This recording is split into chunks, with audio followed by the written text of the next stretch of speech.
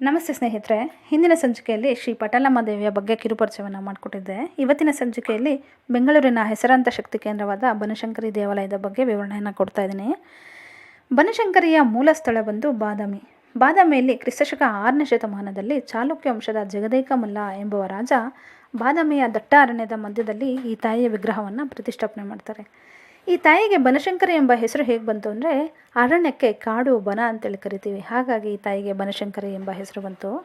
ಈ ತಾಯಿಯ ವಿಗ್ರಹವನ್ನು 1915ರಲ್ಲಿ ಗಾಣಿಗ ಶೆಟ್ಟಿ ಎಂಬ ವ್ಯಕ್ತಿ ಬಾದಾಮಿಯಿಂದ ಬೆಂಗಳೂರಿಗೆ ತೆಗೆದುಕೊಂಡು ಬರ್ತಾರೆ. ಇದರ ಹಿಂದೆ ಒಂದು ಸ್ವಾರಸ್ಯಕರವಾದ ಕಥೆ ಇದೆ. ಅದೇನೆಂದರೆ, ತಾಯಿ ಬನಶಂಕರಿ ಗಾಣಿಗ ಶೆಟ್ಟಿಯವರಿಗೆ ಕನಸಲ್ಲಿ ಬಂದು ಒಂದು ಆದೇಶವನ್ನು ನೀಡಿರ್ತಾರೆ. ಅದೇನೆಂದರೆ, ನೀನು ನನ್ನ ಮೂರ್ತಿನ ತೆಗೆದುಕೊಂಡು ಹೋಗೋ ಸಂದರ್ಭದಲ್ಲಿ ನಾನು ನಿನ್ನ ಹಿಂದೆ ಆತ್ಮದ ರೂಪದಲ್ಲಿ ಸಂಚಾರ ಮಾಡ್ತಾ ಇರ್ತೀನಿ. ನನ್ನ ಕಾಲ್ಗೆಜ್ಜೆಯ ಶಬ್ದ ಎಲ್ಲಿ ನಿಲ್ಲುತ್ತೋ ಆ ಸ್ಥಳದಲ್ಲಿ ನೀನು ನನ್ನ ವಿಗ್ರಹವನ್ನು ಪ್ರತಿಷ್ಠಾಪನೆ ಮಾಡಬೇಕು ಅಂತೇಳಿ ತಾಯಿ ಗಾಣಿಗ ಶೆಟ್ಟಿಯವರಿಗೆ ಆದೇಶ ಮಾಡಿರ್ತಾರೆ. ಆ ಪ್ರಕಾರ ತಾಯಿಯ ಕಾಲ್ಗೆಜ್ಜೆಯ ಶಬ್ದ ನಿಲ್ಲೋದೆ ಬೆಂಗಳೂರಿನ ಬನಶಂಕರಿಯಲ್ಲಿ. ಹಾಗಾಗಿ ಈ ಸ್ಥಳದಲ್ಲಿ ಬನಶಂಕರಿ ದೇವಾಲಯವನ್ನು ನಿರ್ಮಾಣ ಮಾಡಲಾಗುತ್ತೆ. 2010ರವರೆಗೂ ಈ ದೇವಾಲಯವನ್ನು ಗಾಣಿಗ ಶೆಟ್ಟಿಯ ವಂಶಸ್ಥರು ಮುಂದುವರಿಸ್ಕೊಂಡು ಬರ್ತಾರೆ. 2010ರಲ್ಲಿ ಕರ್ನಾಟಕ ಸರ್ಕಾರ ಈ ದೇವಾಲಯದ ಜವಾಬ್ದಾರಿಯನ್ನು ತೆಗೆದುಕೊಳ್ಳುತ್ತೆ. 2010ರಲ್ಲಿ ಕರ್ನಾಟಕ ಸರ್ಕಾರದ ಮುಜರಾಯಿ ಇಲಾಖೆ ಈ ದೇವಸ್ಥಾನವನ್ನು ತಮ್ಮ ಸುಪರ್ದಿಗೆ ತೆಗೆದುಕೊಳ್ಳುತ್ತೆ.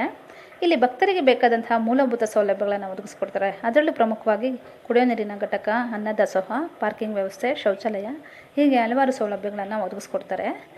ಈ ಕ್ಷೇತ್ರದ ವಿಶೇಷತೆ ಏನಂದರೆ ಸ್ನೇಹಿತರೆ, ನೀವು ಬೇರೆ ಎಲ್ಲ ದೇವಸ್ಥಾನಗಳಲ್ಲೂ ಸಹ ರಾಹುಕಾಲದ ಸಮಯದಲ್ಲಿ ಯಾವುದೇ ರೀತಿಯ ಪೂಜೆ ಪುನಸ್ಕಾರಗಳು ನಡೆಯೋದಿಲ್ಲ. ಆದರೆ ಈ ತಾಯಿಗೆ ರಾಹುಕಾಲದಲ್ಲಿ ನಡೆಯೋ ಪೂಜೆ ಅಂದರೆ ತುಂಬ ಪ್ರಿಯ ಅಂತೆ. ಹಾಗಾಗಿ ಪ್ರತಿ ಮಂಗಳವಾರ, ಶುಕ್ರವಾರ ಹಾಗೆ ಭಾನುವಾರ ರಾಹುಕಾಲದ ಸಮಯದಲ್ಲಿ ಈ ತಾಯಿಗೆ ವಿಶೇಷವಾದ ಪೂಜೆ ಸಲ್ಲುತ್ತೆ. ಈ ಸಂದರ್ಭಗಳಲ್ಲಿ ಸಾವಿರಾರು ಜನ ಹೆಣ್ಮಕ್ಳು ಬಂದು ಇಲ್ಲಿ ತಾಯಿಗೆ ನಿಂಬೆಹಣ್ಣಿನ ಹಾರ ಹಾಕಿ, ನಿಂಬೆಹಣ್ಣಿನ ದೀಪ ಹಚ್ಚಿ ತಾಯಿಯನ್ನು ಇಲ್ಲಿ ಉಳಿಸ್ಕೊಳ್ತಾರೆ. ನಿಮಗೆ ಹಾಗೆ ನಿಮ್ಮ ಕುಟುಂಬಕ್ಕೆ ಎಂಥದೇ ಸಮಸ್ಯೆ ಇರಲಿ, ನೀವೇನಾದರೂ ಮಾಟ ಮಂತ್ರಕ್ಕೆ ಒಳಗಾಗಿದ್ದರೆ, ನೀವೇನಾದರೂ ಭೂತ ಪ್ರೇತಗಳ ಕಾಟಕ್ಕೆ ಒಳಗಾಗಿದ್ದರೆ, ನಿಮಗೇನಾದರೂ ಅನಾರೋಗ್ಯ, ನೀವೇನಾದರೂ ಮನೆ ಕಟ್ಟಬೇಕಾ, ಮಕ್ಕಳಾಗಬೇಕಾ, ಮದುವೆ ಆಗಬೇಕಾ, ನಿಮ್ಮ ಮಕ್ಕಳ ಜೀವನ ಚೆನ್ನಾಗಿರ್ಬೇಕಾ, ನೀವೇನೇ ಕೋರಿಕೆನ ಇಟ್ಕೊಳ್ಳಿ ತಾಯಿ ಮುಂದೆ, ಆ ಕೋರಿಕೆಯನ್ನು ಭಕ್ತಿಯಿಂದ ಕೇಳ್ಕೊಳ್ಳಿ. ಭಕ್ತಿಯಿಂದ ನಿಂಬೆಹಣ್ಣಿನ ಹಾರ, ದೀಪ ಬೆಳಗಿ ತಾಯಿ ನೀವು 3 ವಾರ ದೀಪ ಬೆಳಗಷ್ಟರಲ್ಲಿ ನಿಮ್ಮ ಇಷ್ಟಾರ್ಥಗಳನ್ನು ನೆರವೇರಿಸಿರ್ತಾರೆ. ಈ ತಾಯಿ ಭಕ್ತಿಯಿಂದ ಕೇಳ್ಕೊಂಡ್ರೆ ಎಲ್ಲವನ್ನೂ ಕೊಡ್ತಾಳೆ ಸ್ನೇಹಿತರೆ.